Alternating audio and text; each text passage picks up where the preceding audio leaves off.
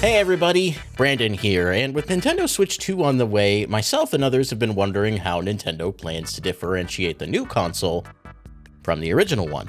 We're not the average consumer. If you're watching this video, you're probably a gaming enthusiast and are generally in the know about this kind of stuff.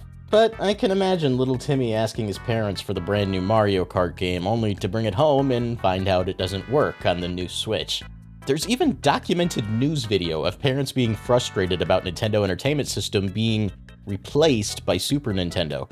I'm going to say no, and I'm going to explain to him how people market things to make you spend more money. That was a long time ago, and the way console generations work is more widely understood, but that didn't stop the huge disaster of the Wii U. Nintendo's already gotten ahead of the problem by slapping a big 2 on the logo, but I'm not confident that it's enough to tell the whole story to your average consumer.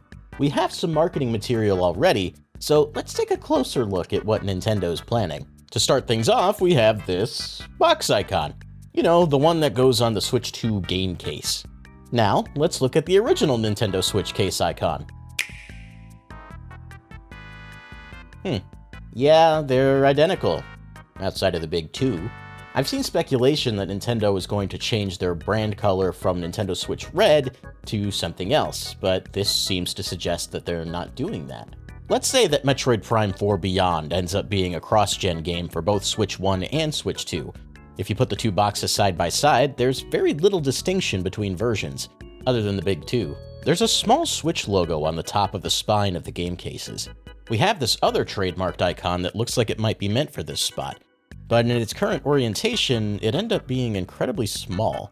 They could go with a vertical orientation or just a solo 2, but that doesn't feel quite right to me either. It's hard to say what they'll do. Even looking at the bind of current Switch game cases, it's hard to imagine how they would differentiate the Nintendo Switch from the Switch 2. Unless, of course, they spell it out and do it horizontally. The box size could also see a change. And we've seen some speculation that it might be bigger, but we don't have any definitive proof at this point. The psychology around bigger is better might do some of the heavy lifting, and I think that might be enough to make a difference. But then you have collectors being upset that not all their game boxes are the same size. That's a small issue in the grand scheme that Nintendo probably doesn't care about, but it'd be a shame nonetheless. Another option would be to change the color of the actual case itself. Daniel mocked up this version of the box with red plastic instead of the existing transparent plastic. Nintendo has done this with other game cases in the past, and it does help it stand out. Most Wii cases were white, and Wii U cases were blue. This is the only Wii U case I have, just pretend it's blue. It didn't help in that case, but I don't think anything would have. Beating some other big games, in terms of sales, Super Mario 3D World, it's going to surprise people how it's selling? Look, it's not surprised us. I don't know if this is more expensive to produce or not, but if it is, I doubt Nintendo would take that route. Still, the red is visually striking, and I think it'd stand out on the shelf. Going one step further, Nintendo could simply move the logo to the other side of the box, like they did with 3DS and DS games. In the case of New Super Mario Bros. In particular, the plastic is also red. And beyond that, Nintendo used to brand some of their games with this little "Only For" tag, indicating that Nintendo was the only console you could play it on. But they only applied that to games that didn't appear on other platforms, not just other Nintendo platforms. Does Nintendo mark Switch 2 games with "Not for Nintendo Switch"? That would probably make things more confusing. Do they retroactively start calling the original Nintendo Switch 1? PlayStation kinda did that, and that seems to have worked for the most part. But PlayStation's also been using the numbered naming scheme literally the entire time. Again, this isn't likely to be a problem for gaming enthusiasts, but for parents of kids who want new games. We haven't even talked about the console box art yet. Here's the image from the Switch 2 website. The look and layout is nearly identical to the Switch 1 Mariko revision. The only distinguishing features are the new console design and, again, the big ol' 2 on the box. Nintendo will definitely continue to sell Nintendo Switch 1 consoles well into the life of the Switch 2, so that poses a problem. Of the 3 existing models, I do wonder if they'll discontinue 1 or 2 of them. But now we have 4 versions of Nintendo Switch out in the wild at once. Nintendo didn't seem to have problems with previous handhelds like the Game Boy to Game Boy Color, Advance, and so on. The Big 2 is a bold and safe new direction for Nintendo's next platform. Now, all of this speculation doesn't account for Nintendo's other brand initiatives. I'm talking about the movies, the theme parks, and the alarm clocks. Nintendo is making their brands more visible than ever by putting them in places they've never been before. Well, mostly never been. I still think it's a good movie. I'll kill that plumber! When the sequel to the Mario movie comes out, I wouldn't be surprised to see some marketing for Switch 2 before the film, or maybe even in the film itself. In the original, we see Mario playing an NES. What's to stop him from playing a Switch 2 in the new movie?